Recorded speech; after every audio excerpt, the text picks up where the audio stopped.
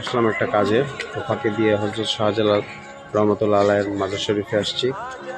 2008 সালে আমি আসছিলাম, আমি, আব্বু এবং আম্মা মনে আছে। আব্বু তো মারা গেছে, এখন নাই। তো আসলাম, আজকে অনেক কিছু মনে পড়লো ছোটোকালের কথা। 2008-এ আসা আর 2024 সব কিছু আগের মতোই আছে, কোনো কিছুই পরিবর্তন হয় নাই সত্য কথা। যদিও রাতে তাও দেখাতে পারতেছি না সেভাবে। এই যে সব কবুতরগুলো,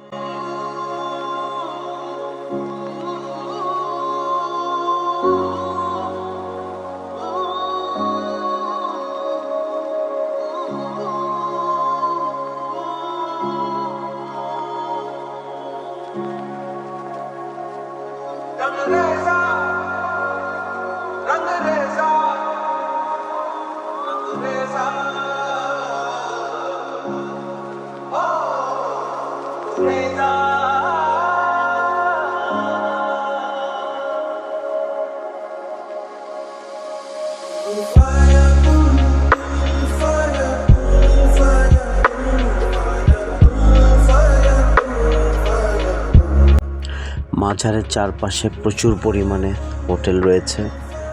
আপনারা চাইলে সেখানে হোটেলগুলোতে থাকতে পারবেন। প্রচুর পরিমাণে দর্শক এবং জিয়ারতের জন্য অনেকেই আসে এবং ঘোরার জন্য আসে।